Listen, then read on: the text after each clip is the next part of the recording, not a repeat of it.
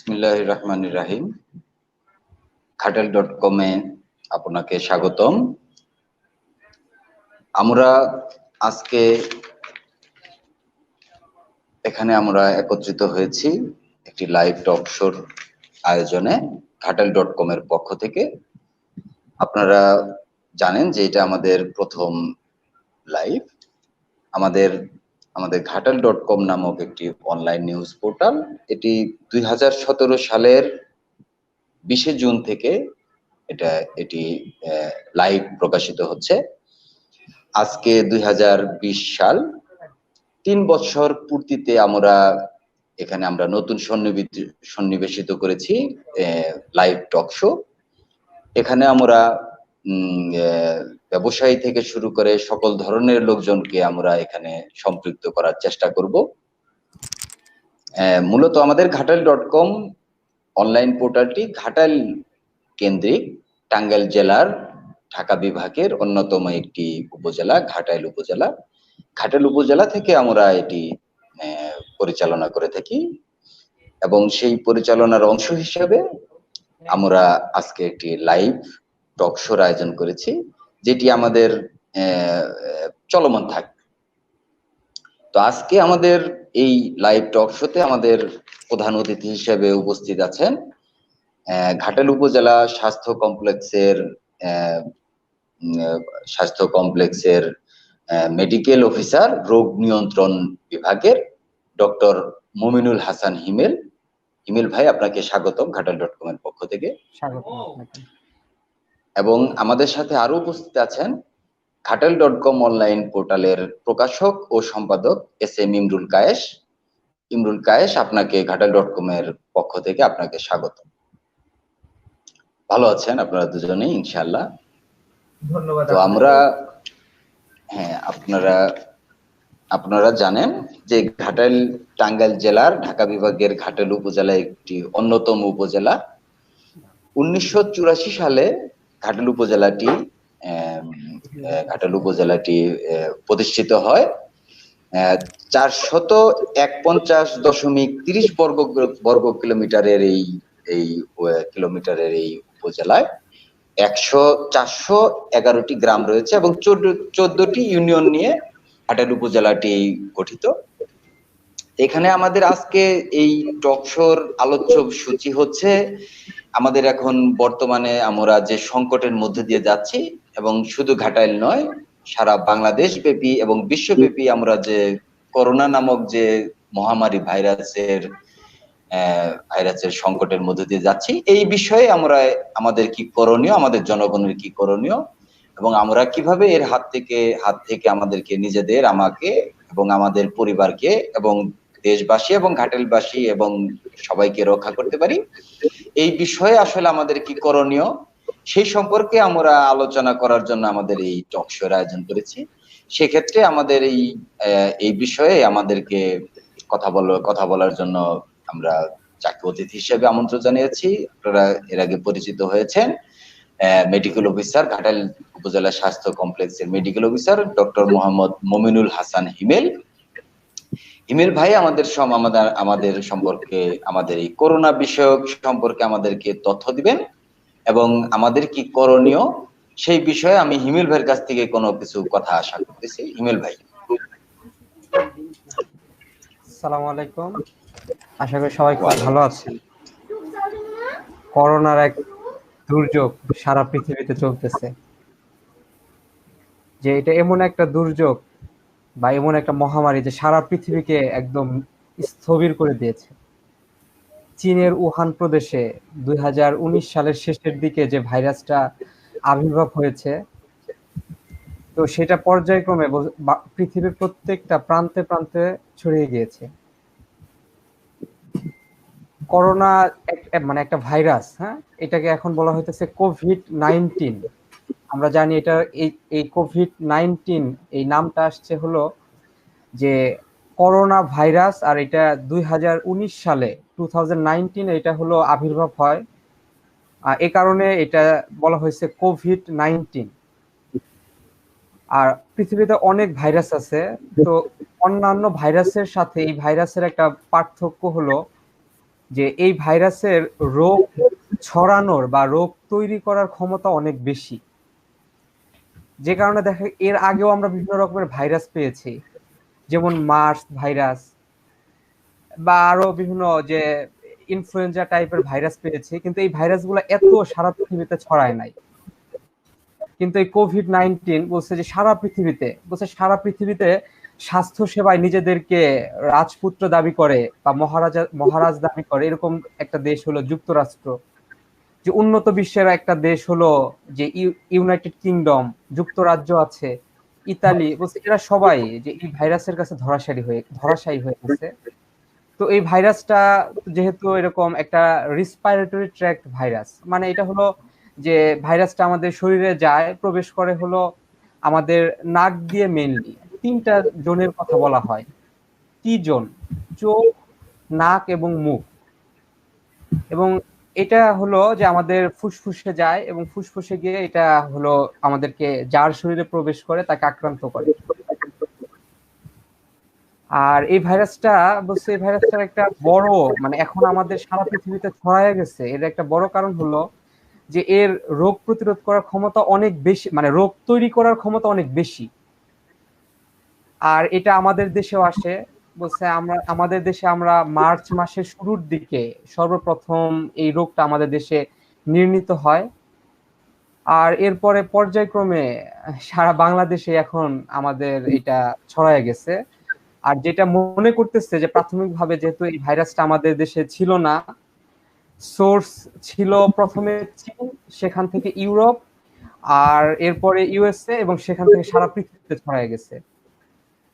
আর আমাদের দেশে যেটা মনে করা হয় যে ওই যে যখন ইউরোপের দেশগুলোতে এই ভাইরাসটা মহামারী রূপ নেয়, তখন ইউরোপের আমাদের যে প্রবাসী ভাইরা ছিল তারা আমাদের দেশে চলে আসে।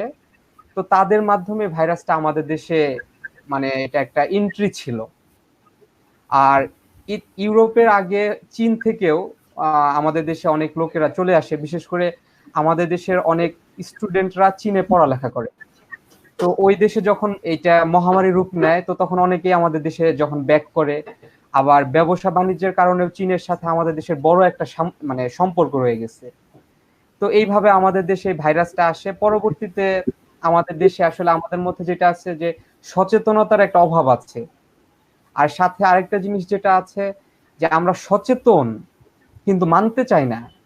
এই যেমন আমরা ঈদের আগে দেখলাম, আমরা সবাই জানি যে এই ভাইরাসটা ছড়াইতেছে, কিন্তু আমরা দেখলাম মার্কেটে সবাই গিয়েছে। এরকম লোক খুব কম ছিল যে এই ঈদে যদি ঈদের কাপড় না কিনতো যে তাদের ঈদ হবে না, এরকম ছিল খুব কম। কিন্তু আমরা আসলে ওইভাবে মানতে পারি নাই। মানতে না পারার কারণে আসলে এটা এখন ছড়ায়া আমাদের সারা দেশে এটা পৌঁছায় গেছে। জাহান কলি ভাই। একদম সহমত আপনার সাথে।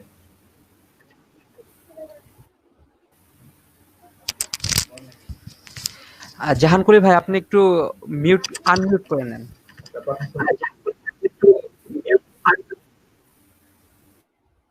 আপনার কথা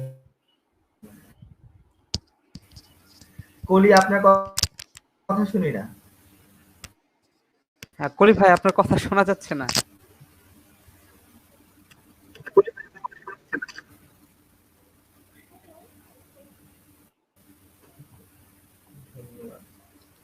আচ্ছা, আপনার কথা বলতে থাকি। কলি ভাই মনে হয় নেটওয়ার্কের কোনো সমস্যার কারণে মনে হয় আসতে পারতেছে না, বা কোনো সমস্যা হয়েছে, তাই না ভাই? আচ্ছা, আপনি আমি একদম যেসব কথা বলেছেন এই মুহূর্তে, আমার কথা কি শোনা যাচ্ছে? হ্যাঁ হ্যাঁ, আপনার কথা শোনা যাচ্ছে। আমার কথা শোনা যাচ্ছে না? হচ্ছে যে কলি ভাই নেটওয়ার্কের সমস্যা। আচ্ছা, আমি এই সুযোগে আরেকটু করোনা ভাইরাসের ইতিহাস নিয়ে কথা বলি।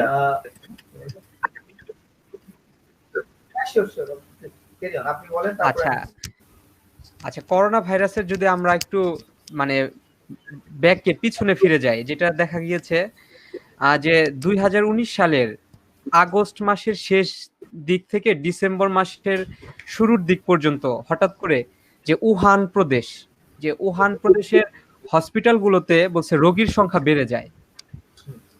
আর হার্ভার্ড বিশ্ববিদ্যালয় যে আরেকটা জরিপ করে ওই জরিপে দেখা গেছে ঠিক এই সময়গুলাতে, যে 2019-এর আগস্টের শেষ দিক থেকে নভেম্বর আর ডিসেম্বর এইদিকে চীন থেকে বলছে গুগল সার্চে দুইটা জিনিসের সার্চ খুব বেড়ে যায়। যেমন একটা ছিল ডায়রিয়া আর আরেকটা ছিল কফ, মানে কাশি।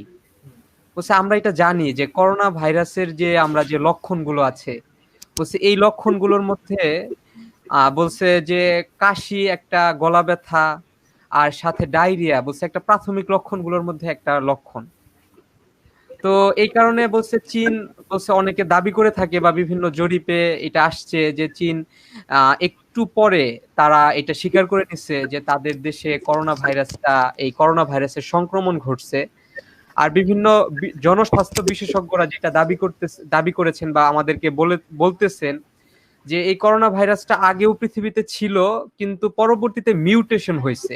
মিউটেশন ব্যাপারটা হলো যে এই ভাইরাসের যে জেনেটিক্সে কিছু পরিবর্তন হয়েছে, যে পরিবর্তনের কারণে এর রোগ তৈরি করার ক্ষমতা বেড়ে গেছে। এবং আমরা জানি যে এটা বলা হইতেছে যে উহান প্রদেশের বলছে সামুদ্রিক মাছের যে বাজার ছিল, বলছে ওই বাজারের বলছে একজন ব্যবসায়ীর মধ্যে প্রথম এই করোনা ভাইরাসটা মানে পাওয়া যায় বলে দাবি করা হয়েছে। তো এই তো করোনা ভাইরাসের একদম শুরুর দিকের কথা। জি, জাহান কলি ভাই। জাহানকলির ভাই তো নেই, জাহানকলির নেটওয়ার্কে মনে হয় কোনো সমস্যা হয়েছে। আচ্ছা, ইমরুল ভাই।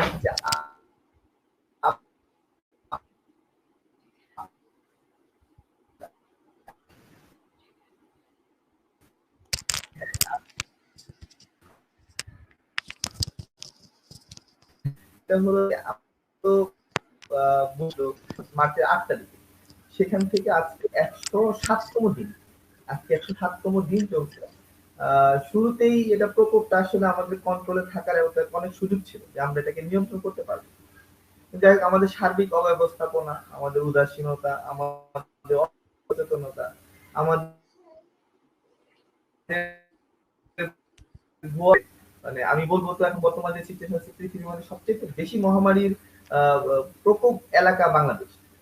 কারণ এখানে আমাদের শিক্ষার অভাব, শিক্ষার অভাবতে সবচেয়ে বড় কথা, আমি শিক্ষায় আসলে শিক্ষিত কিনা সেটা আমরা বুঝতে পারি না। কারণ আমি দেখেছি যে প্রচুর শিক্ষিত লোক আছে যাদের মধ্যে সচেতনতার বিন্দু মাত্র কোনো আমি লক্ষণ দেখি না। তারা কি করে, তারা যাচ্ছে ভাবে চলাফেরা করে, এবং তারা যে চলাফেরা করতেছে সেটার পিছনে একটা খোঁড়া যুক্তি দাঁড়া করা। বিভিন্ন ক্ষেত্রে তারা ধর্মকে টেনে আনে, সামাজিক ব্যবস্থাকে টেনে আসে, প্রয়োজনীয়তাকে টেনে নিয়ে আসে। এই করে করে তারা আমাদের এই বর্তমান পরিস্থিতিকে আরো বেশি খারাপ করে ফেলেছে।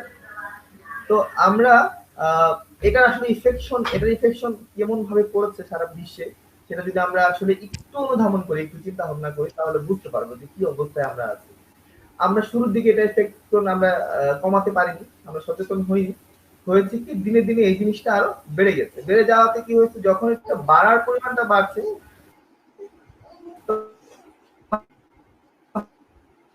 ওপেন করে দিয়েছি। যখন এটা কম, তখন আমরা ব্যাপক একটা ব্যবস্থা নিয়েছি। যখন এটা বেড়ে গেছে, করে দেব। রিল্যাক্স করে দেওয়াতে কি হয়েছে, যে মানুষজনের মধ্যে একটা দোদুল্যমান অবস্থা চলে আসছে। কেউ চিন্তা করতেছে যে আমরা কাজ করব, আবার কেউ চিন্তা আমরা কাজ করব। কিন্তু এতে কি হচ্ছে, আমাদের বাংলাদেশের অর্থনীতি, আমরা খুব বেশি রিচ মানে ধনী কোনো দেশ না যেখানে আমাদের কাজ না করে বসে থাকার মতো।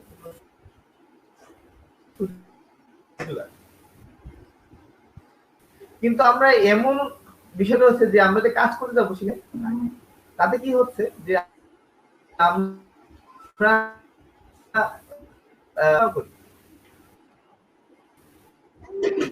এখানে আমরা অনেক পার্থক্য দেখতে পাই। ইভেন আমি যদি ঘাটাইলে দেখি, ঘাটাইলে আমার মনে হয় আমি 50% লোককেও, তারা অনেকে আছে যে রাস্তাঘাটে বাজারে যাচ্ছে, সবকিছু ঘুরতেছে, কিন্তু তারা মাস্কটা ঠিক মতো ইউজ করবে না। আমি কাউকে বারবার হাত ধোয়ার মতো কোনো জিনিস আমি দেখি নাই, কাউকে স্যানিটাইজার ক্যারি করতে দেখি নাই, কাউকে হেক্সাসোল সে ক্যারি করবে, কোন একটা জিনিস স্পর্শ করার পরে সেটা ইউজ করবে, এই ধরনের সচেতনতা। তো আমরা আরো যদি কিছু চিন্তা করি যে এটা হলো বলালে সচেতনতার, এরপরেও যদি আমরা আসি যে ব্যবসায়িক ভাবে যদি চিন্তা করি, ঘাটাইলে আমাদের কাছে যে তথ্য আছে সেই মতে ঘাটাইলে প্রায় 2000 এর মতো রেজিস্টার্ড ব্যবসায়িক সমিতির ব্যবসায়ী আছে, যারা ব্যবসায়িক সমিতির অনুমোদিত। এতগুলা লোকের সাথে পার্সপেক্টিভে চিন্তা করলে আমরা যদি 4% করে প্রতি ফ্যামিলিতে ধরি 8000, আরো যাদের কর্মচারী আছে সবকিছু মিলে প্রায় নিয়ার অ্যাবাউট 1 লাখ পিপল আমাদের এই ব্যবসা সংক্রান্ত বিষয়ে এখানে তারা নির্ভরশীল। কিন্তু এই করোনার শুরু থেকে আজও অবধি যে ঘটনা ঘটে যাচ্ছে, যেখানে পরিষ্কার কোনো মেসেজ না থাকার কারণে দোকান খুলবে না খুলবে না, কি করবে না করবে, এই ব্যাপারে একটা দুদলমান অবস্থায়।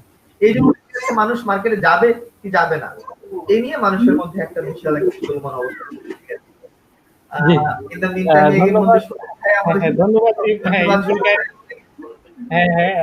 আমি আসলে একটু পরিস্থিতির কারণে, টেকনিক্যাল সমস্যার কারণে আমাদের উপস্থাপক একটু আসতে সমস্যা হচ্ছে, কারিগরি প্রয়োজনটা আমি এসেছি।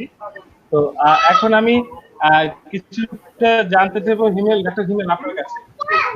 ঘাটাইল স্বাস্থ্য কমপ্লেক্সে তো আপনাদের এখন পর্যন্ত রিপোর্টটা জানতে চাচ্ছি যে এখন পর্যন্ত কতজন রোগী শনাক্ত হয়েছেন, কতজন সুস্থ হয়েছেন, কোয়ারেন্টাইনে কতজন আছেন, এই বিষয়ে যদি আমাদের একটু আপডেট করতে। ধন্যবাদ। আচ্ছা, ধন্যবাদ শরীফ ভাই।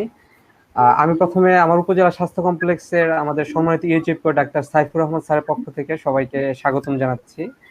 করোনার শুরু থেকেই সুযোগ্য ইউচিপকো ডাক্তার সাইফুর রহমান স্যার অত্যন্ত দক্ষতার সাথে উপজেলা প্রশাসন এবং অন্যান্যদের সাথে সুন্দর যোগাযোগ রক্ষা করে বলছে করোনার বিষয়ে কাজ করে যাচ্ছে। বলছে এই করোনার বিষয়ে বলছে আমাদের হাসপাতালে প্রত্যেক ডাক্তার, এসএসসিএমও, সিস্টার, প্রত্যেকটা স্টাফ বলছে আমরা প্রত্যেকে আমাদের সাধ্যমতো বলছে আমরা কাজ করে যাচ্ছি। আর আমাদের ঘাটাইলের যে আপডেট করোনার বিষয়ে বলছে এখন পর্যন্ত আমাদের কোভিড-19 পজিটিভ পেশেন্ট আমরা পেয়েছি 21 জন। আর এই 21 জনের মধ্যে 2 জন মারা গিয়েছে। এর মধ্যে একজন ছিল এরকম, তাকে পজিটিভ শনাক্ত হওয়ার পরে তাকে আমরা উন্নত চিকিৎসার জন্য ঢাকা পাঠাই। আর আরেকজন ছিল সে মানে মারা গিয়েছিল, বাড়িতে আসার পরে তার লক্ষণ থাকার কারণে আমরা তার শরীর থেকে স্যাম্পল নেই এবং তার পজিটিভ আসে।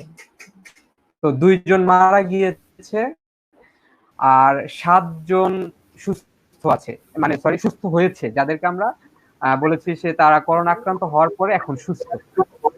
আর একজন আমাদের কত বয়স হচ্ছে আবার একটু ভাই 70 আপ ছিল। হ্যাঁ 70 আপ ছিল। হ্যাঁ হ্যাঁ, এটা কিন্তু আমাদের জন্য একটা খুব সুসংবাদ, যে সবচেয়ে বেশি বয়সী ছিল সে কিন্তু সুস্থ হয়ে আমাদের মাঝে ফিরে আসছে। জি জি জি, এটা অবশ্যই সুসংবাদ। মানে সবার সব করে বৃদ্ধ হলেই যে মারা যাবে না, ব্যবস্থাপনার জন্যই সে এটা করতে পারবে। তো এখানে আপনার কাছে যেটা আরেকটা জানার ছিল যে যারা আক্রান্ত হচ্ছে তাদেরকে আপনার মানে স্যাম্পল নিচ্ছেন নাকি? আক্রান্ত হওয়ার আগে সাসপেক্টেড, আমরা যাদেরকে বলছি যে সাসপেক্টেড, আপনাদের কাছে চাচ্ছে যে আমাদের ব্লাড মানে আমাদের নেন, মানে স্যাম্পল নেন। তো স্যাম্পল নেওয়ার পরে তাদেরকে আপনারা কিভাবে তদারকি করছেন? যাদেরকে আমাদের মনে হয় যে করোনা সাসপেক্টেড মানে সন্দেহজনক, তাদের স্যাম্পল নেওয়ার পরে আমরা তাদেরকে পরামর্শ দেই তারা আপাতত নিজেদের বাড়িতেই তারা কোয়ারেন্টাইনে থাকবে। আমরা বলি যে আপনারা আপনাদের ঘর বিছানা আলাদা করে ফেলেন, পরিবারের অন্যান্য সদস্যদের থেকে আলাদা। না, সেটা কি আপনাদের পক্ষ থেকে কোনো মনিটরিং এর এরকম ব্যবস্থা আছে নাকি? এটা কারা দায়িত্ব পালন করে? এটা কি প্রশাসন অন্য কেউ দায়িত্ব পালন করে নাকি আপনাদেরই দায়িত্ব? আমরা চেষ্টা করি যতটুকু সম্ভব। আসলে একটা যেটা হয়েছে কি, অনেক সময় রোগীরা আমাদেরকে কোঅপারেট করে না। দেখা গেল আমি ফোন করতেছি, তো আমার ফোন করে আমার এরকমও হয়েছে যে এইটাই তার নাম্বার, আমি কনফার্ম আমি ফোন করেছি, আমাকে বলতেছে আমি বরিশাল থেকে বলছি, মানে রোগী রিসিভ করে বলতেছে আমার বাড়ি বরিশাল। তারপর আমরা চেষ্টা করতেছি যতটুকু সম্ভব যোগাযোগ রাখতে। হ্যাঁ সেটাই। জি জি, আপনি সহযোগিতা পাচ্ছেন কিনা? প্রশাসন কি আপনাদের কোনো সহায়তা করতেছে কিনা মনিটরিং করার ইমরুল ভাই, আমরা একটা ভাবছি যে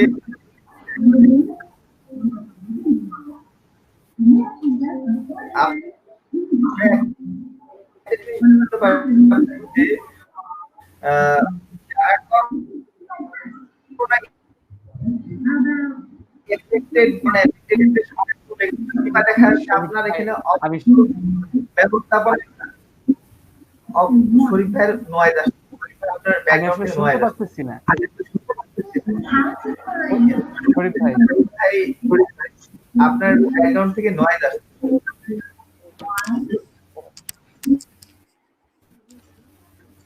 হিমেল ভাই ঠিক আছে এখন? হ্যাঁ হ্যাঁ, এখন হিমেল ভাই শোনা যাচ্ছে? শোনা যাচ্ছে। হিমেল ভাই যদি হ্যাঁ, আমি বলছিলাম যে আমরা দেখতে পাচ্ছি যে আমরা যদি ওই একটা করোনার পেশেন্ট এসে তার সিম্পটম সব করোনা আপনি টেস্ট করিয়েছেন এবং এটা রিপোর্ট আসাকালীন সময় 2 থেকে 3 দিন, কোন কোন ক্ষেত্রে 7 দিন সময় লেগে যাচ্ছে। এটা আমরা এর আগে রিপোর্টে পেয়েছি। আচ্ছা, তো ঠিক আছে। অথবা প্রশাসন আপনি কোনো সহযোগিতা করতে পারে।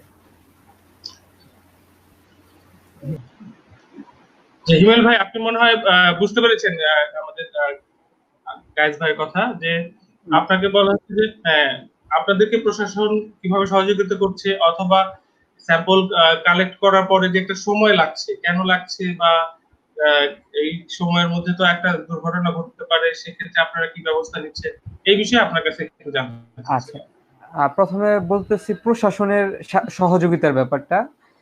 আমাদের ঘাটাইলের উপজেলা প্রশাসন আমাদেরকে খুব মানে একদম সর্বাত্মক সহযোগিতা করতেছে।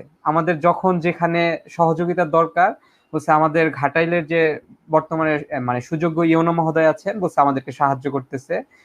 আমাদের সেখানে কোনো বাড়িতে লকডাউন করা থেকে শুরু করে বা স্যাম্পল কালেকশনে যাওয়া বলছে সব বিষয়ে আমাদেরকে সাহায্য করতেছে, এবং আমরা অবশ্যই কৃতজ্ঞতা স্বীকার করব আমাদের ঘাটাইলের প্রত্যেকটা ইউনিয়নের যে সম্মানিত চেয়ারম্যান মহোদয় আছেন এবং যার মেম্বাররা আছেন এবং সচেতন লোক আছেন বলছে সবাই আমাদেরকে সর্বাত্মক সহযোগিতা করতেছে।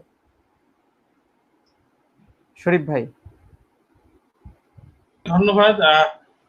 আরো কিছু বিষয়, যে আপনারা তো একদম রোগীর যেহেতু আপনাদের কাছে আসছে, আপনারা আসলে কতটুকু নিজেদেরকে নিরাপদ রাখার চেষ্টা করছেন, যে আপনাদের এপিপি বা অন্যান্য বিষয় যারা এই স্যাম্পল কালেক্ট করছে, হ্যাঁ, স্যাম্পল কি আপনারা বাড়ি বাড়ি গিয়ে কালেক্ট করছেন নাকি আপনাদের এখানে আসতে হচ্ছে? আমরা শুরুতে বাড়ি বাড়ি গিয়ে স্যাম্পল কালেকশন করতেছিলাম। পরবর্তীতে আমাদের ডিজি হেলথ থেকে নির্দেশনা আসার পরে আমরা এখন যে অধিকাংশ ক্ষেত্রেই হাসপাতালে উপজেলা স্বাস্থ্য কমপ্লেক্স ঘাটাইলে স্যাম্পল কালেকশন করতেছি। আর কোনো বিশেষ ক্ষেত্রে যে রোগী খুব গুরুতর অসুস্থ বা করোনার লক্ষণ আছে, এই ভদ্রলোক মারা গিয়েছে, ওই ক্ষেত্রে আমরা বাড়ি বাড়ি কালেকশন করতেছি। তাছাড়া এখন আমাদের বুঝতে পেরেছি। আরেকটা বিষয়, আপনারা কোথায় থেকে এই টেস্টটা রিপোর্টটা আনছেন? আমি আমরা স্যাম্পল কালেকশন করার পরে এই স্যাম্পলগুলো আমরা ঢাকার মহাখালীতে ওই জনস্বাস্থ্য পুষ্টি প্রতিষ্ঠান আছে, ওখানে পাঠাচ্ছি। ওখান থেকে আচ্ছা, এবার আমি আসবো ইমরুল কাইস রাজীব ভাই আপনার কাছে। আমি একটু হিমেল ভাইয়ের সাথে একটা ছোট কোশ্চেন ছিল। আচ্ছা আচ্ছা, প্লিজ। হ্যাঁ, আমি শুনতে। আচ্ছা হিমেল ভাই, যেটা হলো যে আমি সর্বশেষ একটা নিউজ পেয়েছি আর কি আমরা ঘাটের হসপিটাল থেকে, যে প্রতিদিন আপনারা সম্ভবত 30 জনের বেশি করোনার টেস্ট করতে পারেন না বা স্যাম্পল কালেকশন করতে পারেন না, এমন একটা বাধ্যবাধকতা বা এরকম আপনাদের একটা লিমিটেশন আছে। তো সেই ক্ষেত্রে যদি কখনো আপনার রোগীর সংখ্যা 30-এর বেশি হয়ে যায়, সেই ক্ষেত্রে তাদের জন্য আপনি কি ব্যবস্থা নিচ্ছেন আপনারা? এটা আসলে তো এখন মানে ওই ধরনের কোনো যদি ইমার্জেন্সি ক্রাইসিস মানে ডেভেলপ করে, তো ওই ক্ষেত্রে বলছে আমাদের নির্দেশনা আছে যে আমরা সিভিল সার্জন মহোদয়ের সাথে যোগাযোগ করতে। তো দেখা গেল আমরা আশা করি যে বলছে যে ওই ধরনের কোনো একটা খারাপ কোনো অবস্থা তৈরি হলে ওইটা আমরা আমাদের যে টাঙ্গাইলের যে সিভিল সার্জন স্যার আছে ওনার সাথে যোগাযোগ করে আমরা আশা করি এটা প্রাথমিকভাবে আমরা এটা ট্যাকেল দিতে পারবো আর কি। যদিও আমরা আশা করতেছি যে এরকম খারাপ কিছু হবে না। তবে আমরা প্রস্তুত আছি। আচ্ছা, এবার তো অনেক কথাই আমরা ইমেলের কাছে শুনলাম, আমরা একটু এস এম ইমরুল গায়েস রাজীবের কাছে যাব। আচ্ছা, আমাদের আসলে আজকের বিষয়টা তো যেহেতু বর্তমান পরিস্থিতিতে করোনা ভাইরাস সংকট ও করণীয়, আমরা আসলে যেহেতু আমরা একজন ডাক্তার পেয়েছিলাম, তাই যেহেতু আমাদের ঘাটাইলেরই ডাক্তার পেয়েছিলাম, ছাত্র কমপ্লেক্সে আছেন, তো সেই ক্ষেত্রে আমরা কিছু প্রশ্ন করার সুযোগ পেয়ে তার কাছে জেনে নিলাম যে বর্তমান সর্বশেষ তথ্যগুলো, কতজন আক্রান্ত হয়েছে, কত কিভাবে হয়েছে। তো এটা তো আসলে করোনা ভাইরাস আসলেই তো একটা এখন পর্যন্ত সংকট এবং করণীয় বিষয়টাই, দুইটাই বিষয় জরুরি। তো এই সংকটকালীন সময়গুলো এবং আগামীতে বা এখন থেকে আমাদের কি কি করণীয়, সেই বিষয়ে আপনার কাছে কিছু জানতে চাই। ধন্যবাদ শরীফ ভাই, ধন্যবাদ যারা শুনছেন আর কি। বিশ্বের এই আসলে প্যান্ডামিক সিচুয়েশন, এই মহামারীতে করোনা ভাইরাসের কারণে সারা বিশ্বের সহিত বাংলাদেশের যে সংকটটা এখন সংকটটাই পড়ে জীবন নাশ সংকটের মধ্যে চলে এসেছে।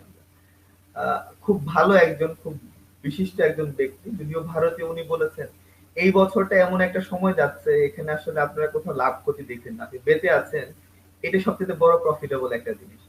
তো বেঁচে থাকার জন্য যে করণীয়, যে কিছু করার এই মুহূর্তে কারো দরকার নাই।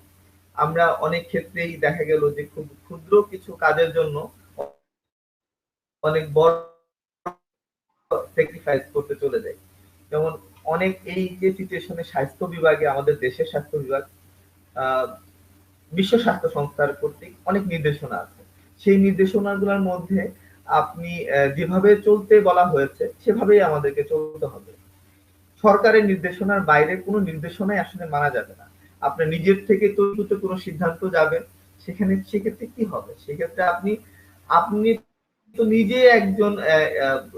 নিজে তো অবশ্যই এফেক্টেড হবে, এবং সবচেয়ে বড় কথা, আপনি আপনার সবচেয়ে প্রিয় আপনার পরিবারকে এফেক্টেড করবেন।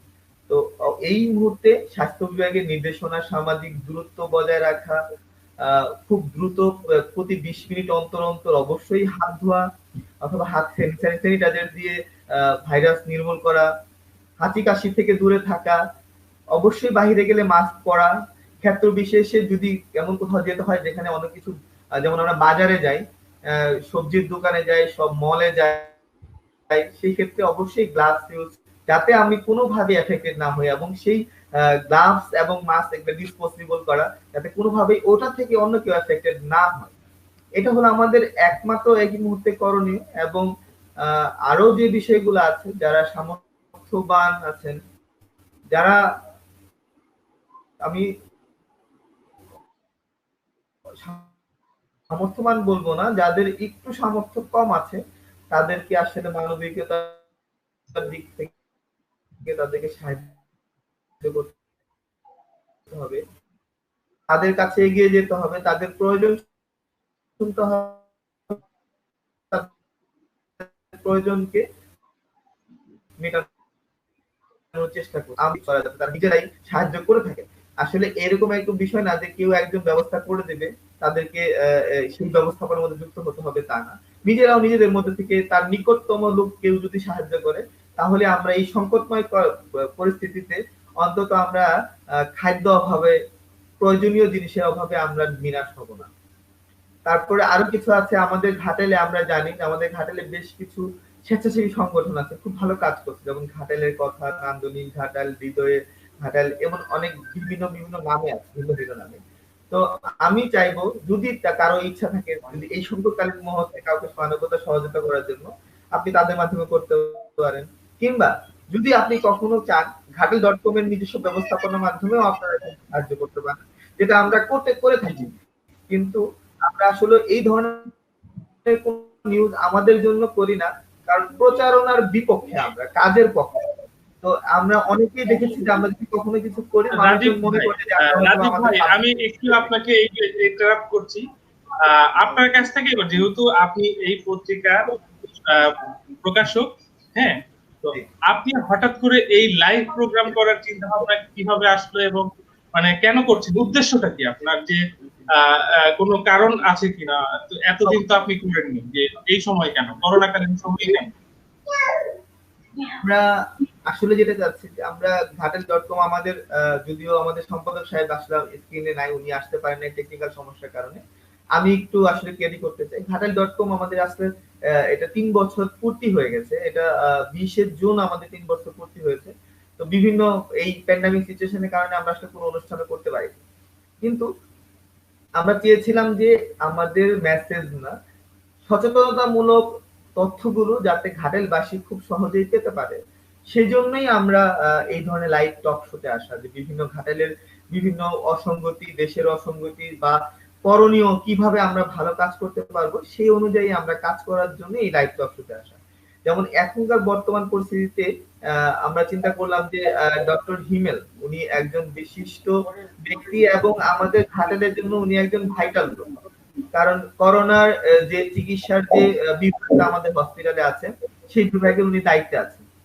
তো উনার একটা মেসেজ ঘাটাইলবাসী যারা ভয়ে আছেন তাদের জন্য খুবই গুরুত্বপূর্ণ। উনার কাছ থেকে আশ্বাস পাওয়া আর ঘাটাইলের সমস্ত লোকের কাছে আশ্বাস পাওয়ার মধ্যে অনেক পার্থক্য আছে। সেই জন্য আমরা প্রথম লাইভ টক শোতে আমরা হিমেল ভাইকে আমরা রিকোয়েস্ট করছি যে আপনি থাকবেন, আপনার কিছু কথা ঘাটালবাসী শুনতে চায়, আপনার কাছ থেকে অ্যাসুরেন্স পেতে চায় এবং আমাদের আসলে ঘাটালবাসীর এই মুহূর্তে কি করণীয় সেটা উনি ভালো বলতে পারবেন। তাহলে আমরা সেই মতে যদি এই মেসেজটা যদি আমাদের ঘাটালবাসীর কাছে যায়, ঘাটালবাসী যদি সেটা জানতে পারে, তাহলে ওই মতে যদি তারা চলতে পারে, তাহলেই আমরা মনে করি যে এই প্যান্ডামিক, এই মহামারী সিচুয়েশন থেকে আমরা বেঁচে আমরা সুস্থভাবে চলে আসতে পারবো।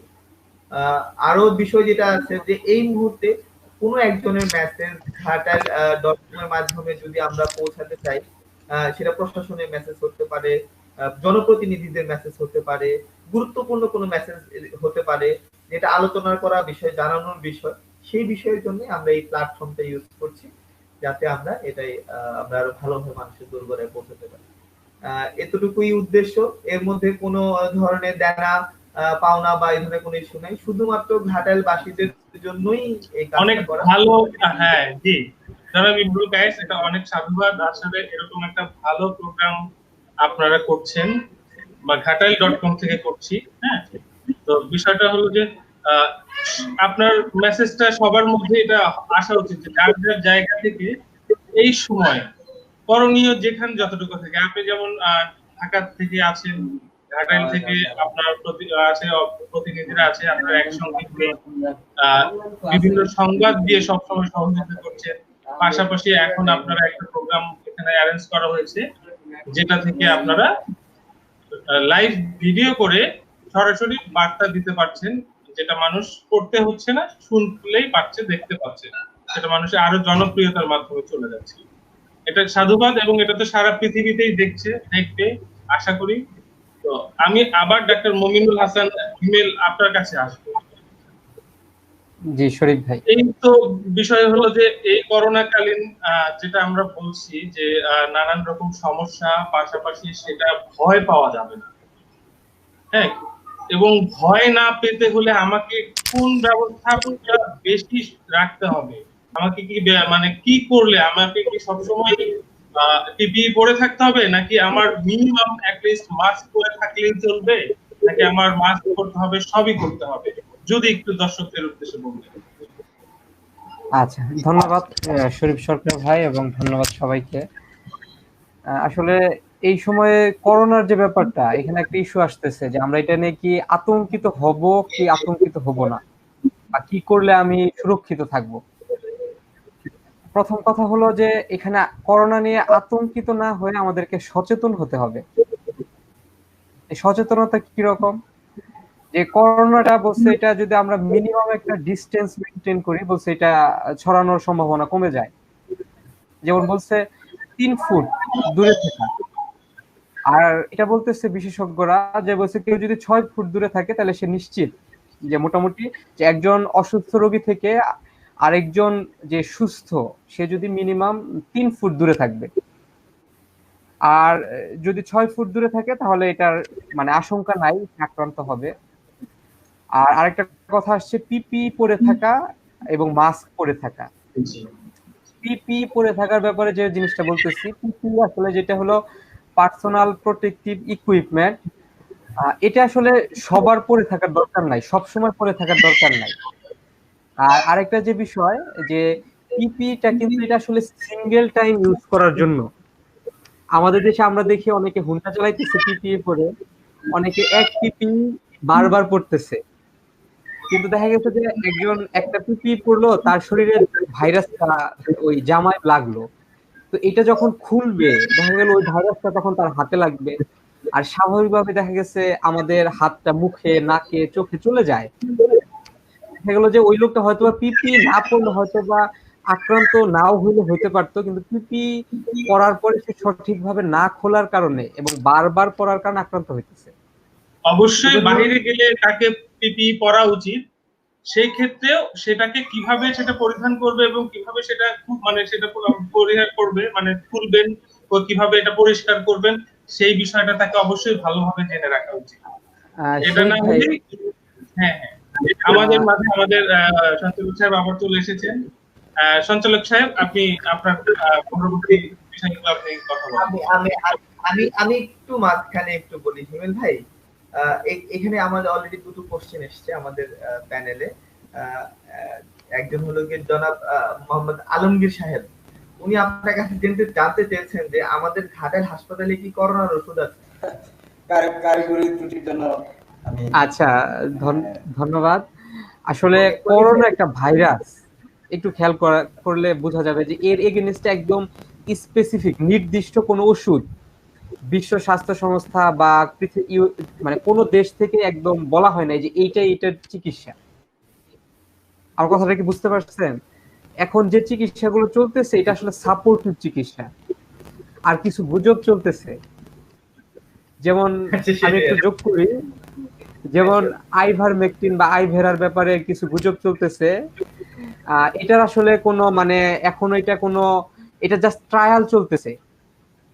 তো এই জন্য বললাম যে এরকম নির্দিষ্ট আমাদের চিকিৎসা আছে, একটা গাইডলাইন আছে, ওই গাইডলাইন অনুযায়ী আমরা চিকিৎসা দিতেছি। ইমরুল ভাই, এখন একটা বিষয় কি আমরা মাঝে মধ্যে আমি এর সাথে যোগ করি, আশা করি আলমগীর সাহেব আপনি আপনার অ্যান্সার পেয়েছেন, উত্তর পেয়েছেন। আমি কিছু যোগ করি, আমরা মাঝে মধ্যেই এখন তো ফেসবুকের যুগ, হ্যাঁ আমরা প্রতিদিন না হলে ফেসবুকে একটা করে প্রেসক্রিপশন পাচ্ছি।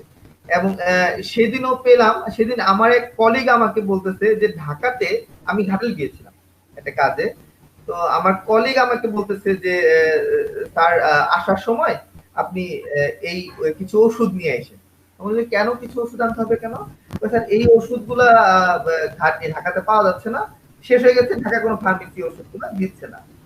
আমি আশা করি আপনাকে হয়তো আমি বলতে পারবো ওষুধের নামগুলো।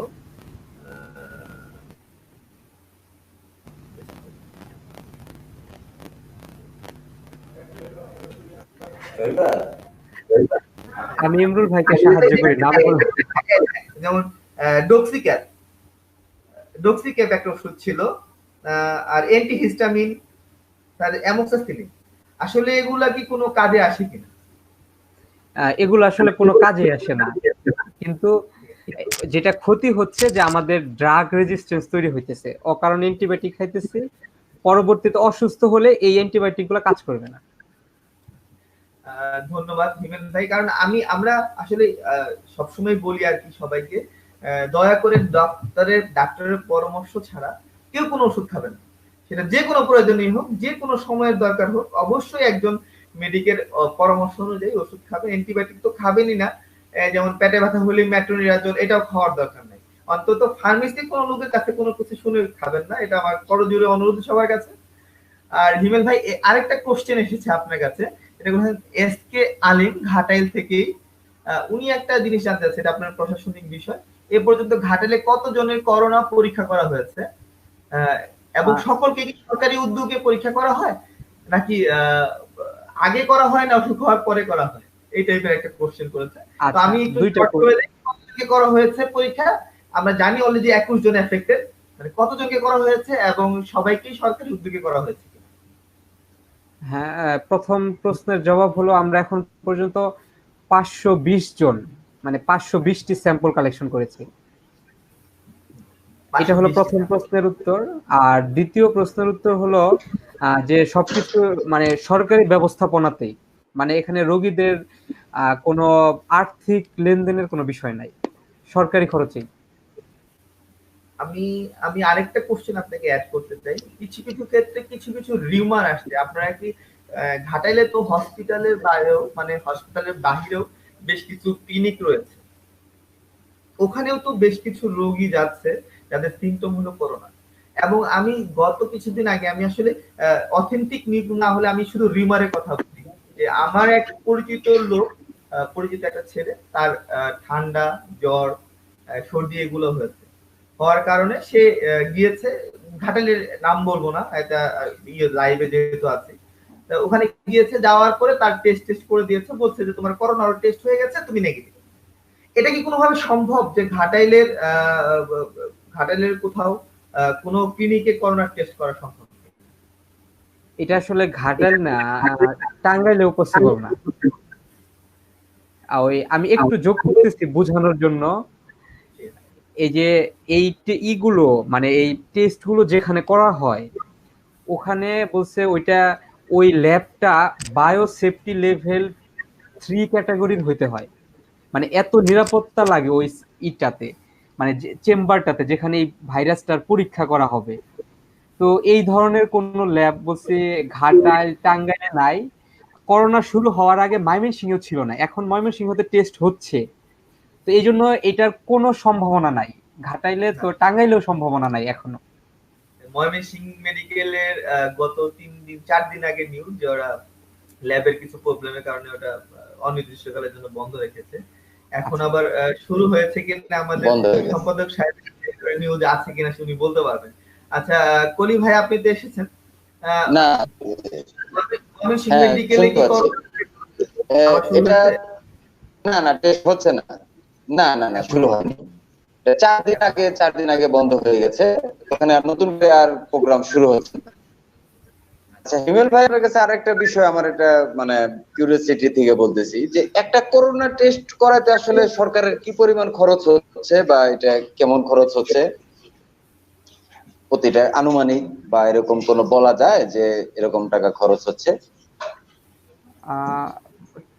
এরকম কোনো ধারণা আমাদেরকে দিতে পারবেন? মানে একদম এক্স্যাক্টলি না থাকার কারণে তো আসলে বলা সম্ভব না।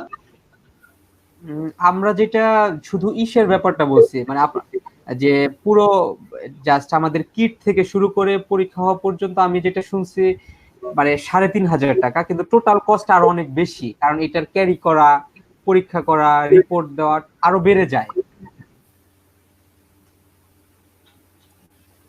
জাহান কলি ভাই,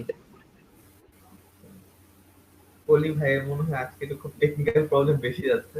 আচ্ছা আশা করি আমরা পরবর্তী কোনো প্রোগ্রামে আরো ভালোভাবে পাবো না।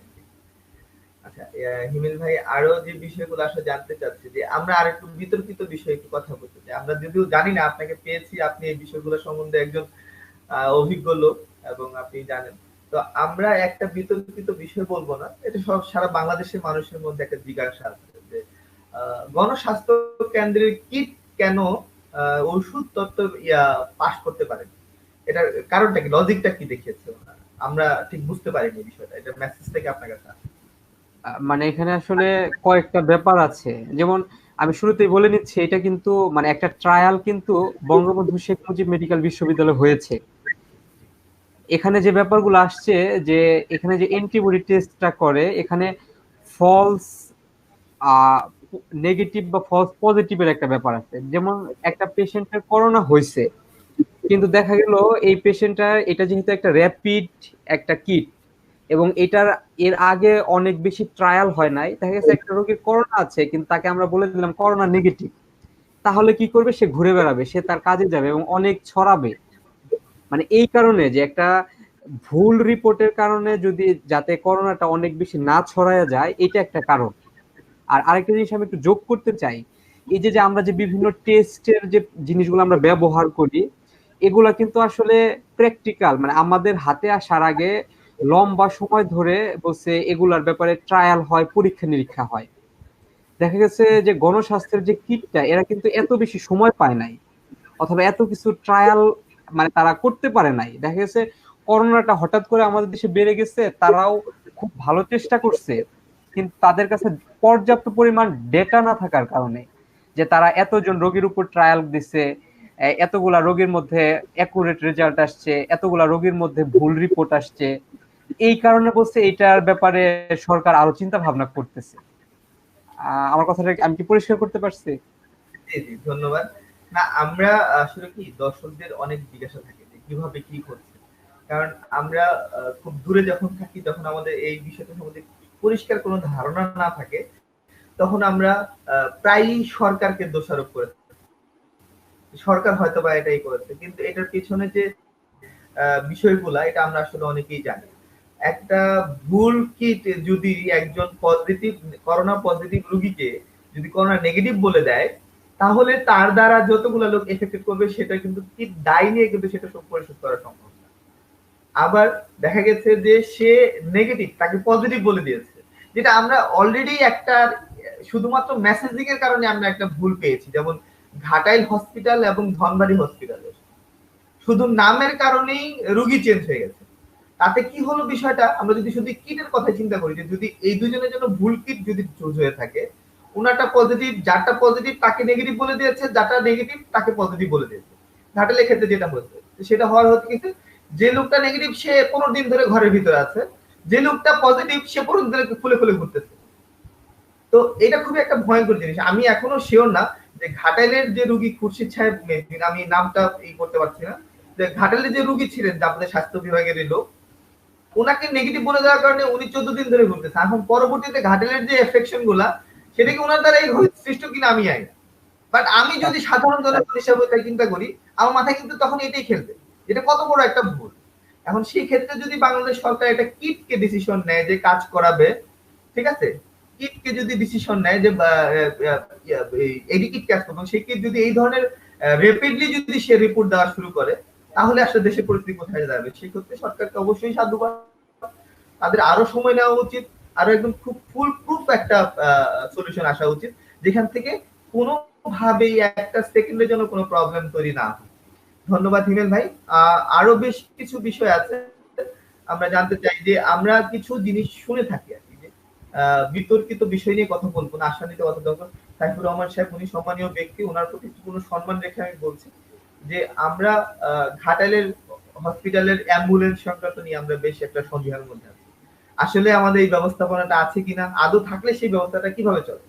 কারণ এখানে দেখেন যে একটা রোগী পরিবহন করার ক্ষেত্রে এখন যেটা হয়েছে, যে আমি নিজেই আমি আমার ব্যক্তিগত অভিজ্ঞতা থেকে বলি, ঘাটাইলে আমার এক ভাগ্নে আছে, তার জন্য একটা ডক্টর দেখাতে হবে নাক কান গলার।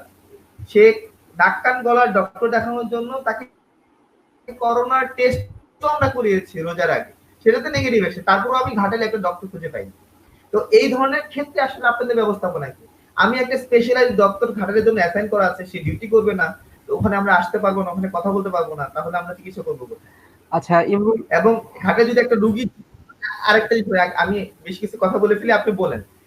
ঘাটালে একটা অ্যাম্বুলেন্স যদি আমাদের সরকারি হসপিটালে না থাকে এবং সেটা যদি না চলে, তাহলে এখন তো কি বলে প্রাইভেট কোনো অ্যাম্বুলেন্স তো এখন রোগী নিচ্ছে না, তারা তো আতঙ্কিত আছে। তাহলে আমরা আমরা আমাদের ঘাটালের জনগণ যাবে কোথায়? সেই ব্যাপারে আপনার কাছে কোনো মেসেজ আছে কি? আপনি অথরিটি হিসেবে আমি বলছি না, সম্পৃক্ত ঘাটাল হসপিটালে একজন ডক্টর, সেই হিসেবে আপনার কাছে জিজ্ঞাসা। আচ্ছা, ধন্যবাদ ইমরুল ভাই। আসলে আমার কাছে অনেকে এই বিষয়ে জানতে চেয়ে বিভিন্ন সময় ফোন করে, মেসেঞ্জারে নক করে, অথবা যেহেতু আমি ঘাটাইলেরই ছেলে, দেখা গেছে আমার বাবাকেও ফোন দিয়ে জিজ্ঞাসা করে যে আপনার ছেলের নাম্বার নাই আসলে কি। তো আমি এখানে যেটা আপনাদের জানাইতে চাইতেছি, যে ঘাটাইল হাসপাতালে এখন একটা অ্যাম্বুলেন্স আছে, চলতেছে, কিন্তু অ্যাম্বুলেন্সটা পুরাতন। দেখা গেছে যে অ্যাম্বুলেন্সটা একটাই অ্যাম্বুলেন্স, একটা রোগী নিয়ে টাঙ্গাইল চলে গেলে আবার ব্যাক করে আসতে হয়, অথবা যদি ময়মনসিংহ চলে যায়, দেখা গেছে যে এই অ্যাম্বুলেন্সটা ধরেন সকালে চলে গেছে, আমি কিন্তু সন্ধ্যার আগে আর অ্যাম্বুলেন্স পাবো না। আর যে কথাটা ব্যাপারটা, যে আমাদের বর্তমান ঘাটালের সম্মানিত যে এমপি স্যার আছেন, যে আমাদের হসপিটালের অ্যাম্বুলেন্সটা নষ্ট, মানে অ্যাক্সিডেন্ট করে ওইটা অকেজো হওয়ার কারণে বলছে আমাদের সম্মানিত এমপি স্যার চেষ্টা করতেছেন, উনি বেশ কয়েকবার ওনার নিজস্ব প্যাডেও মানে চিঠি দিয়েছে স্বাস্থ্য মন্ত্রণালয়, ডিজি হেলথে, বলছে আমাদের নিজস্ব অ্যাম্বুলেন্স পাওয়ার ব্যাপারটা প্রক্রিয়াধীন আছে, এক। আর দুই নম্বর ব্যাপারটা, যে রোগীরা কি করবে, এক্ষেত্রে যে জিনিসটা আমি বলবো যে রোগীর আমাদের এখানে বেশ কয়েকটা প্রাইভেট অ্যাম্বুলেন্স আছে, চলতেছে। আমি তো আমার বাসাটা আসলে হাসপাতাল মোড়ে, শান্তিমহল। তো আমি দেখা গেছে এই নামাজ পড়তে হাসপাতাল মসজিদে যাই, এমন সময় আমার নজরে আসে নাই যে প্রাইভেট অ্যাম্বুলেন্স নাই। 2-3টা অ্যাম্বুলেন্স চলতেছে। আর এরপরের যে ব্যাপারটা, ডাক্তারের যে ব্যাপারটা। আমি বলতে চাচ্ছিলাম যে আহ, হ্যাঁ ইমরুল ভাই। আসলে ঘাটালের, হ্যাঁ হ্যাঁ, ঘাটাইলের জনগণের যে অবস্থা, আসলে সবাই কিন্তু আমরা সচ্ছল না। একটা হ্যাঁ। ব্যক্তিগত একটা প্রাইভেট অ্যাম্বুলেন্সে করে টাঙ্গাইল ঢাকা মুভ করা কতটা খরচ সাপেক্ষ, এবং সরকারি হসপিটালের চার্জটা কেমন হয় অ্যাম্বুলেন্সের, সেটা আমরা সবাই জানি।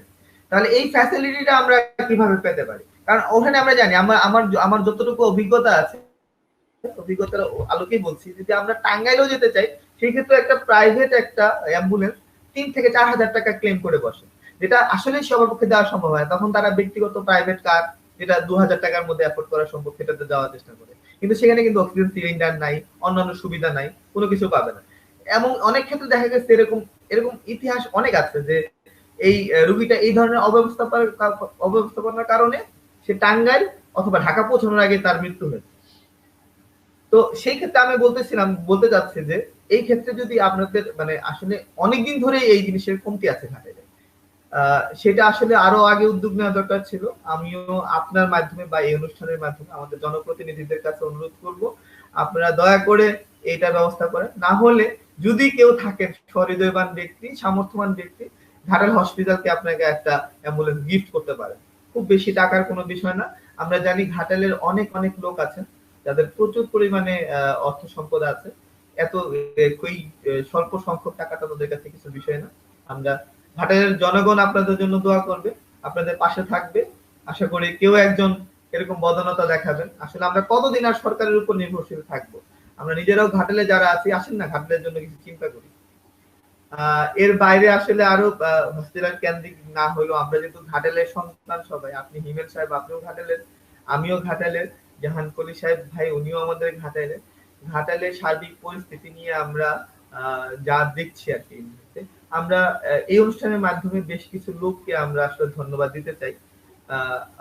যার মধ্যে আছেন আমাদের ঘাটাল শহরের পৌর এলাকার মেয়র সাহেব জনাব শহীদুল ইসলাম শহীদ, ভিপি শহীদ সাহেব। ওনার করোনাকালীন ওনার যে উদ্যোগ, ওনার যে কাজ খুবই প্রশংসনীয়। তাকে আমাদের ঘাটাল চট্টগ্রামের পক্ষ থেকে বিশেষ ধন্যবাদ।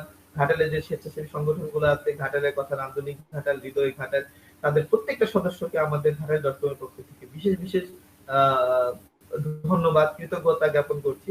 ঘাটালের মাননীয় ইউনু মহোদয় অঞ্জন কুমার সাহেব, ওনাকেও আমাদের ঘাটালবাসীর পক্ষ থেকে হৃদয়ের অন্তঃস্থল থেকে ধন্যবাদ। এবং যারা আছেন ঘাটাল থানার ভারপ্রাপ্ত কর্মকর্তা, ওনাকেও আমাদের পক্ষ থেকে ধন্যবাদ। এবং বিশিষ্ট জন যারা এই করোনা পরিস্থিতিতে ঘাটালবাসীর জন্য কাজ করেছেন, তাদেরকে। পরিশেষে ঘাটালের খুবই বিশিষ্ট দুজন লোক, একজন আমাদের বর্তমান সাংসদ জনাব আতাউর রহমান খান সাহেব, তাকেও আমাদের পক্ষ থেকে বিশেষ ধন্যবাদ। এবং তার সুযোগ্য সন্তান সাবেক সংসদ আমনুর রহমান খান রানা ভাই, ওনাকেও বিশেষ বিশেষ ধন্যবাদ। উনি বর্তমান পরিস্থিতিতেও যেভাবে উচ্চ ঝুঁকি সম্পন্ন থাকা সত্ত্বেও উনি ঘাটালবাসীর জন্য যা করছেন, ঘাটালবাসী তার সারা জীবন মনে রাখবেন। তাদের অন্তরস্থল থেকে তাদেরকে আমরা ধন্যবাদ জানাই। এবং আরেকটা বিষয়, আমরা খুব অনুষ্ঠানে খুব শেষ প্রান্তে চলে এসেছি। আমরা আজকে যারা আমাদের সাথে অনুষ্ঠানে যুক্ত ছিলেন তাদের সবাইকে বিশেষ বিশেষ ধন্যবাদ। কারিগরি ত্রুটির জন্য পুরো অনুষ্ঠানে আমরা আমাদের সম্পাদক জাহান কলি সাহেবকে পাইনি, আমাদেরকে অনুষ্ঠানে এগিয়ে নিতে হচ্ছে। এই জন্য আমাদেরকে সহযোগিতা করেছেন ডক্টর হিমেল, এবং সাথে ছিলেন আমাদের পরবর্তীতে সঞ্চালক হিসেবে জনাব শরীফ সরকার সাহেব, ওনাকেও বিশেষ বিশেষ ধন্যবাদ।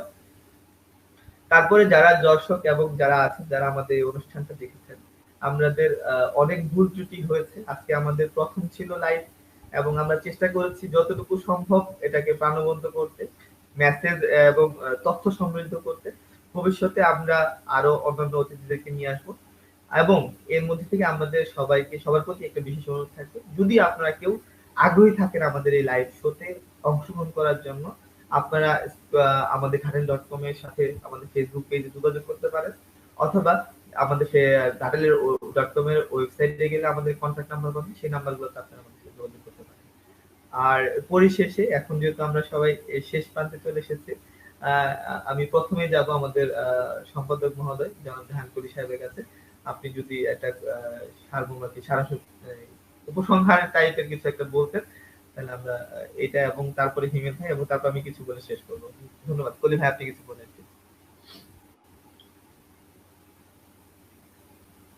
কলি ভাই, আপনার কথা শুনতে পাচ্ছি না, আপনার টেকনিক্যাল প্রবলেম মনে হয় এখনো সলভ হয়নি।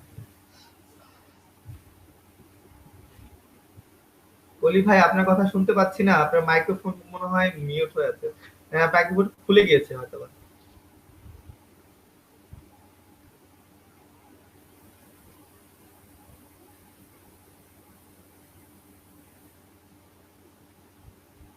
হ্যালো, আচ্ছা কলি ভাই, ঠিক আছে, আপনার মেসেজ আমরা পরে নিয়ে নেব। আমরা আমরা পরে আপনার সাথে যোগাযোগ করব। আপনি মাইক্রোফোন ঠিক করেন, তারপরে আবার আসেন। আপনি এখন একটু কথা বলেন কলি ভাই, শুনতে পাই কিনা। হ্যালো কলি ভাই, না, কারিগরি সমস্যা হচ্ছে। সুপ্রিয় দর্শক, আমরা কলি ভাইয়ের কথা শুনতে পাচ্ছি না, ওনার সম্ভবত কারিগরি ত্রুটির কারণে উনি আসতে পারছেন না। আমরা পরবর্তীতে ওনাকে আবার শুনে নিব। আচ্ছা হিমেল ভাই, আপনার প্রতি বিশেষ ধন্যবাদ, এবং আপনি এবং ঘাটেল, আপনার পক্ষ থেকে ঘাটেলবাসী এবং দর্শক যারা দেখছেন, তাদের প্রতি আপনার একটা মেসেজ দিয়ে শেষ করবেন। ধন্যবাদ ইমরুল কায়েস ভাই, জাহান কলি ভাই এবং সবাইকে। আসলে সর্বশেষ মানে আমি তো একদম করোনা শুরু থেকেই ঘাটাইলে এইটা করোনা নিয়ে কাজ করতেছি।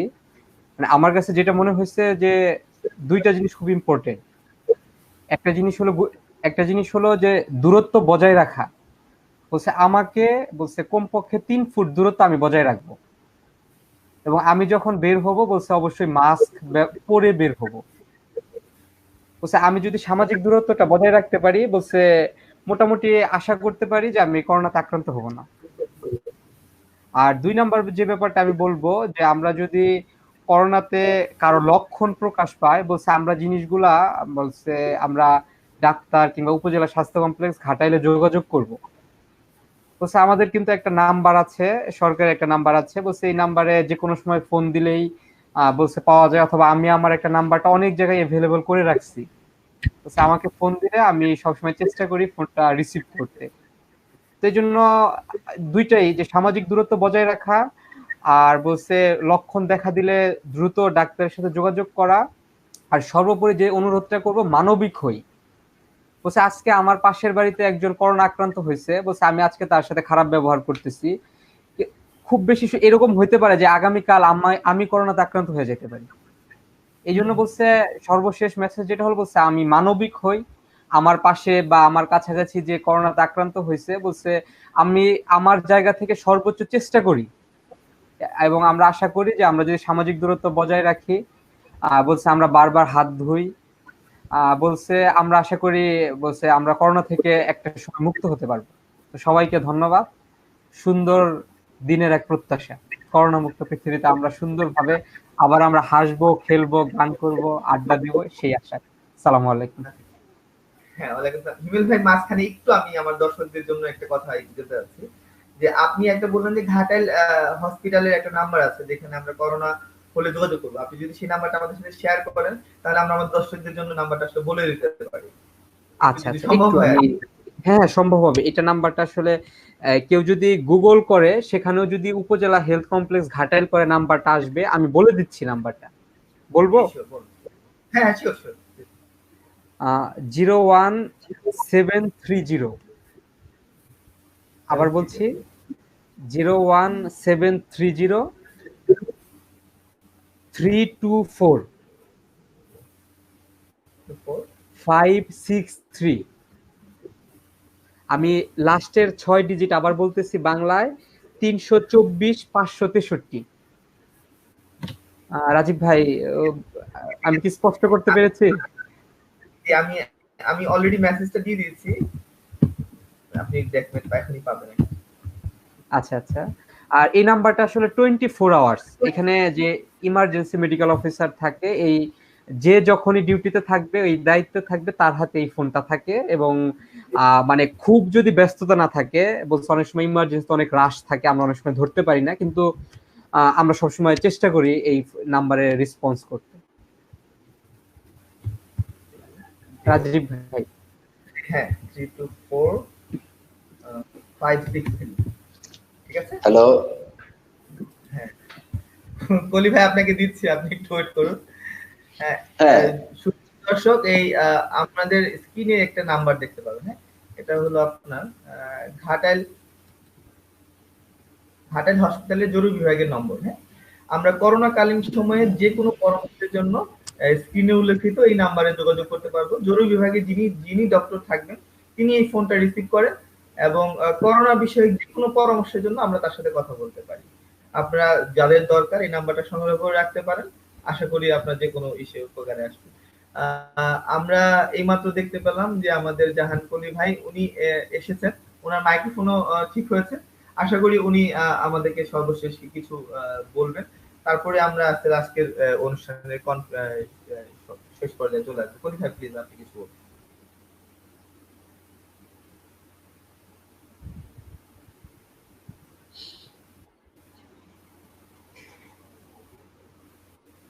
না কলি ভাই আপনার মাইক্রোফোন এখনো ঠিক হয়নি, আমরা অতীব দুঃখের সহিত জানাচ্ছি। কলি ভাই আপনি প্লিজ আমরা পরবর্তীতে কোনো এক সময় আপনারটা শুনে নেব। আমরা খুব শেষ পর্যায়ে চলে এসেছি, আমরা দীর্ঘ সময় এখানে আড্ডা দিলাম। ঘাটাইল.com এর পক্ষ থেকে যারা দেখছিলেন তাদের সবাইকে বিশেষ ধন্যবাদ এবং বিশেষ ধন্যবাদ আমাদের সাথে থাকার জন্য ডক্টর মুমিনুল হাসান হিমেল ভাই, ওনাকে ওনার অতি গুরুত্বপূর্ণ কিছু পরামর্শ নিয়ে আমরা কথা বললাম। ঘাটাইলের কিছু ব্যবস্থাপনা এবং আশার কথা উনি আমাদেরকে শুনিয়েছেন, সেই জন্য ওনাকে বিশেষ ধন্যবাদ। আমরা এর মধ্যে জরুরি কিছু মেসেজও পেয়েছি ঘাটাইল হসপিটালে এখন পর্যন্ত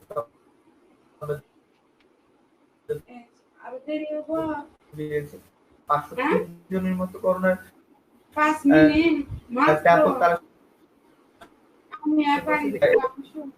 খুবই কম অন্যান্য যে কোনো এলাকার থেকে, এবং কিন্তু তার মানে এই নয় যে আমরা করোনার ইস্যু থেকে বের হয়ে এসেছি। আমাদেরকে আরো সচেতন হতে হবে।